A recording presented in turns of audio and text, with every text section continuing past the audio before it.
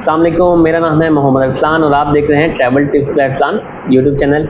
इससे पहले हमने बात की है वर्क वीज़े के हवाले से, कनाडा के हवाले से। तो आज की वीडियो जो होगी हमारी वो तुर्की के हवाले से होगी। अक्सर लोगों को एक ख्वाहिश होती है तुर्की जाने के लिए, कुछ लोग विज़िट पे जाना चाह रहे होते हैं, कुछ लोग जॉब के पर्पज़ के लिए जाना चाह रहे होते हैं। डिफरेंट लोगों की वजूहत होती है, लेकिन लोग ज़्यादातर वहाँ की ब्यूटी से इम्प्रेस होते हैं। वहाँ की जगह है, वहाँ की मस्जिद, वहाँ का जो इंफ्रास्ट्रक्चर है वो बहुत ज़बरदस्त है, जिसकी वजह से लोगों को वो अट्रैक्ट करता है। और जिस तरह आप देख रहे हैं, हम मूवीज़ ड्रामों में इसको लेकर आ रहे हैं, तो लोग इससे बहुत ज़्यादा इम्प्रेस हो रहे हैं और बहुत ही खूबसूरत जगह है। तो लोगों की कोशिश होती है कि वो हम तुर्की जाएँ, वीज़ा अप्लाई करें। तो हम तुर्की के वीज़े के हवाले से बात करने वाले हैं। आज हम बना रहे हैं वीडियो उन लोगों के लिए जिनका पासपोर्ट फ्रेश पासपोर्ट है, किसी भी तरह का कोई वीज़ा ना लगाओ, सिर्फ उनके लिए। ऐसा नहीं है उनको वीज़ा मिल नहीं सकता, उनको वीज़ा मिल जाता है। और डिफरेंट जो है मैंने लगवाए हैं वीज़े, डिफरेंट वीज़े जो है जो अक्सर ब्लैंक पासपोर्ट के ऊपर तुर्की का वीज़ा मिल जाता है। सिर्फ आपने कुछ स्टेप्स हैं वो पूरे करने हैं। स्टेप्स क्या हैं कि सबसे पहले आपने अपने अकाउंट में बैलेंस शो करवाना है, तकरीबन 6 लाख रुपये, मिनिमम 6 लाख रुपये आप शो करवाएं। वो बेशक जब आपका वीज़ा आए आप उसको निकाल लें। सेकंड, आपने अपने डॉक्यूमेंट्स सारे स्टेटमेंट मेंटेन रखना है 6 मंथ का, क्योंकि बैंक स्टेटमेंट चाहिए होता है, आपने मेंटेन रखना है। उसके बाद आपने जो है अपनी जो भी चीज़ें हैं वो साथ रखनी है, पासपोर्ट, CNIC, 2 पिक्चर्स वगैरह ये साथ रखनी है। अच्छा, फिर आपने जो है एक कंपनी का NTN इसमें लाजमी चाहिए, आपने NTN बना कर रखना है। उसके बाद आपकी नॉर्मल चीज़ें, बैंक स्टेटमेंट 6 मंथ का और अकाउंट मेंटेन सर्टिफिकेट वो आपके बैंक से मिलेगा। और आपका FRC इसके अंदर लाजमी चाहिए होगा। FRC क्या होता है? फैमिली रजिस्ट्रेशन सर्टिफिकेट होता है, जो कि नादरा से मिलता है। आजकल इसको ऑनलाइन भी कर दिए, तो ये आप अपना निकाल सकते हैं। अगर कोई मैरिड है तो वो अपना वो फैमिली वाला, जिसके अंदर अब मैरिड बंदे के 2 FRC होते हैं, एक उसका बीवी बच्चों के साथ और एक जो है वो बहन भाइयों के साथ होता है। तो वो बीवी बच्चों वाला साथ अपना लगाकर इसको लेके जा सकता है। ये चीज़ें आपने डॉक्यूमेंट्स अरेंज करने हैं। पाकिस्तानी जो पासपोर्ट है जिनके ऊपर कोई वीज़ा ना लगाओ, फ्रेश पासपोर्ट होता है, उसका रूल ये होता है कि उसको स्टिकर वीज़ा मिलता है तुर्की का, और उनको खुद जाकर अप्लाई करना पड़ता है। अप्लाई कहाँ होता है? अप्लाई होता है अनातोलिया ट्रैवल में। अनातोलिया ट्रैवल एक ट्रैवल एजेंसी है जो कि कॉन्सुलेट ने जिनको अथॉरिटी दी हुई है, और उनको जो है ये उनको वो जितने भी केसेस हैं सारे उनके पास जमा हो रहे हैं। और ये ऑफिस आपको मिलेगा क्लिफ्टन में, फोरम मॉल में। फोरम मॉल में आप जाएंगे, आप वहाँ अनातोलिया ट्रैवल सर्च करेंगे, फर्स्ट फ्लोर पे आपको अनातोलिया ट्रैवल मिल जाएगा। वहाँ पर लेकिन आपने डॉक्यूमेंट्स तैयार करके जाने हैं। पहले जो था डॉक्यूमेंट्स ये होता था कि हम यहाँ से अपने पास डिफरेंट डॉक्यूमेंट्स बना के जाते थे, इंश्योरेंस वगैरह, लेकिन अब आपने आपकी इंश्योरेंस वगैरह वहाँ पर वो खुद तैयार करेंगे। आपने अपने पास क्या चीज़ें साथ रखनी है? नॉर्मल से डॉक्यूमेंट्स हैं। इसमें आप इनकी वेबसाइट भी anatoliatravelservices.com पे क्लिक करेंगे तो वो आपको क्लिक भी कर देगा। तो उसमें जो है वो चेकलिस्ट फॉर्म वगैरह सारे उसके अंदर ऑलरेडी बता रहा होता है। तो आप इस पर क्लिक करेंगे, वो आपको नॉर्मल वही चीज़ें बताएगा जो मैंने बताई है। पासपोर्ट चाहिए होगा, CNIC चाहिए होगा, और 6 मंथ का बैंक स्टेटमेंट चाहिए होगा, पिक्चर्स चाहिए होंगी, ठीक है, और आपका FRC चाहिए होगा, आपका NTN लाजमी चाहिए होगा। NTN में हर जगह जितने भी वीज़े होंगे उसमें NTN लाजमी कर दिए, कोई भी हो।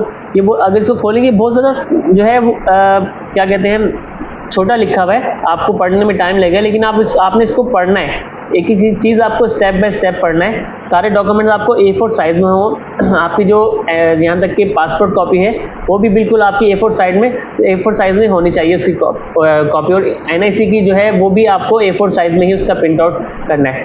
अच्छा, इंश्योरेंस जो है अब आपको यहाँ से बना के नहीं लेके जानी, क्योंकि अनातोलिया ट्रैवल वाले इंश्योरेंस आपको खुद बनाएंगे। आपको क्या लेके जाना है? पासपोर्ट की कॉपीज़। इससे अगर कोई और पासपोर्ट एक्सपायर भी हैं उसको भी साथ आपने लेके जाना है। उसके ऊपर कोई वीज़े हैं उसके आपने वीज़ों की प्रिंट कॉपी करवा के साथ लेके जानी है। आपने CNIC साथ रखना है, आपने पिक्चर साथ रखनी है, आपने बैंक स्टेटमेंट साथ रखना है, आपने अकाउंट मेंटेनेंस सर्टिफिकेट साथ रखना है। बैंक स्टेटमेंट आपका बैंक से निकला हो, आपने एप्लीकेशन से डाउनलोड नहीं करना, और बैंक से लेने के बाद आपने उसके फर्स्ट पेज को और लास्ट पेज के ऊपर आपने स्टैम्प करवानी है। अकाउंट मेंटेनेंस सर्टिफिकेट जो है वो भी आपको बैंक से ही मिलता है, जिसमें आपका पूरा होता है कि इस डेट को अकाउंट खुला, सारी चीज़ें होती हैं, जो कि बैंक मैनेजर वगैरह बैंक के लेटर हेड्स पे होता है वहाँ। उसके बाद आपने उस सर्टिफिकेट के ऊपर आपने बैंक मैनेजर का साइन लेना है, और आपने एक जो है विजिटिंग कार्ड साथ रखना है। विजिटिंग कार्ड क्यों साथ रखना है? उसकी वजह ये होती है कि अनातोलिया ट्रैवल वाले हैं वो आपका बिल्कुल जो है बेसिक स्टाइल से जो है आपका वेरिफिकेशन करेंगे, यानी कि जिस ब्रांच में आपका अकाउंट होगा उसी ब्रांच में वो कॉल करके पूछेंगे कि ये पैसा इनके अकाउंट में है या नहीं है, ये बंदा झूठ तो नहीं बोल रहा, सारी वेरिफिकेशन होगी। और जो उसके बाद आपने आपका जो भी शो कराना है कि आप एज अ एम्प्लॉय हैं या आप बिजनेस हैं।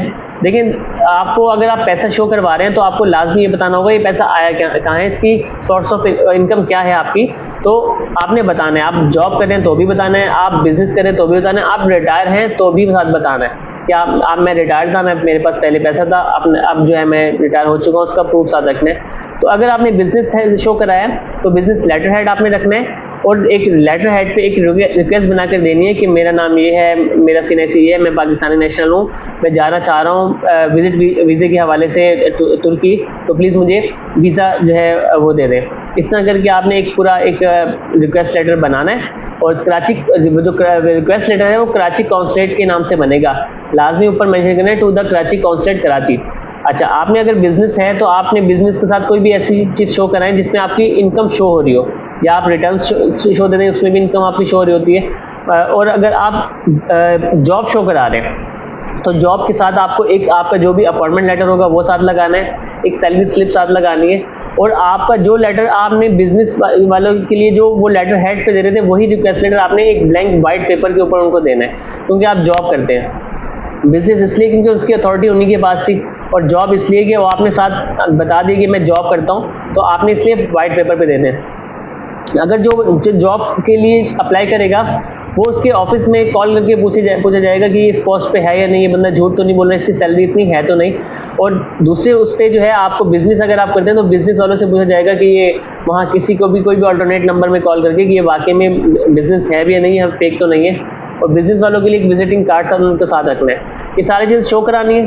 और आपने अनातोलिया ट्रैवल में जाना है, वहाँ पर आपसे फीस वो चार्ज करेंगे 55,000, जिसके अंदर उसकी वीज़ा फीस प्लस इंश्योरेंस शामिल होगी। वो आपको एक स्लिप देंगे और इसका जो टाइम होता है वो 17 दिन का टाइम होता है। उस आइटनरी होटल बुकिंग साथ आप लेकर जाइए, वो आपको वहाँ पे मांगेंगे। और लेटर आइटनरी और होटल बुकिंग ये आपने लाजमी साथ रखनी है। 17 दिन का बेसिकली टाइम होता है, जो कि वर्किंग डेज की मैं बात कर रहा हूँ, जिसमें छुट्टियाँ कोई भी काउंट नहीं होगी। तो आपने जो भी अपनी ट्रैवलिंग डेट लिखेंगे तो आप अपनी 20-22 दिन के बाद के लिखेंगे, मतलब आज अगर अप्लाई कर रहे हैं तो आपने डेट ऐसे लिखनी है जो 20 से 22 दिन बाद की हो। वो बेशक वो जस्ट एक बुकिंग डमी बुकिंग होती है, क्योंकि जब आपका वीज़ा आ जाएगा तो आप डेट चेंज कर सकते हैं, उसमें कोई मसला नहीं होता। लेकिन वीज़े का जो टाइम होता है 17 दिन होता है, तो एहतियातन आप 20 से 22 दिन का रखिएगा, क्योंकि अगर आप इससे कम दिन में आप अपने डॉक्यूमेंट लेके जाएंगे तो वो वापस कर देंगे। वो कहेंगे कि आप जो हमारा प्रोसेसिंग टाइम है उस हिसाब से डॉक्यूमेंट्स बना के लेकर आएँ। तो आप इसको जो है 20 से 22 दिन का बनाएं, और आपको इन डेज़ के अंदर वीज़ा आपको, वैसे तो वेरिफिकेशन किसी की जल्दी होती है तो वीज़ा जल्दी आ जाता है, तो आपको जब वीज़ा मिल जाएगा उसके बाद आप जिस डेट भी जाना चाहते हैं उसमें जा सकते हैं। तो बहुत ईजी प्रोसेस है इसका तुर्की का, और बहुत ही इजी तरीके से आपको पाकिस्तानी पासपोर्ट पे मिल जाएगा अगर आप ये रिक्वायरमेंट्स पूरी कर लेंगे।